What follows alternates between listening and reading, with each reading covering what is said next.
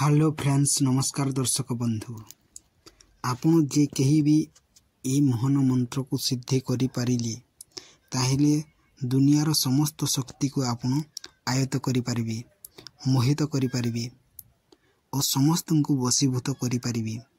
एही मंत्र सर्वसाधारण मंत्र नुहे, एहिटा बहुत प्राचीन मंत्र अटे।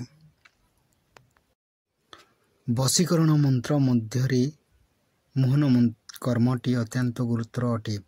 एही कर्मरे साधक जदि ठीक रूपे उन्नत करि थांती ताहेले एही कर्मर सफलता देखिले निश्चय वशमित हेबे। कारण एही कर्म द्वारा जेते कठोर हृदय स्त्री हेउ अथवा पुरुष हेउ तार चित्त को असलसरे मोह करि नेई हेबो ओ साधक तांकर वंचित फल को आदाय करि देई पारिबे। तेणु एही विद्याटी को सुचारू रूपे तार समस्त नियम मानि करिबाकु हेबो।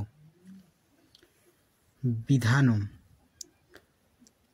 सिद्धि करिबा मंत्र ओ तार विधान। ओं श्री श्री माया मोहिनी प्राणीनां चित्त मोहय मोहज स्वाहा। विधान हला शनिवार दिन प्रातः कालरू उठी निर्जन स्थानटी अश्लेषण करिबे। सेही निर्जन स्थान रे थिबा कौनसी नदी तट अथवा पुष्करिणी तटरे छिड़ा हेबे। मनरू समस्त गर्व अहंकार परित्याग करी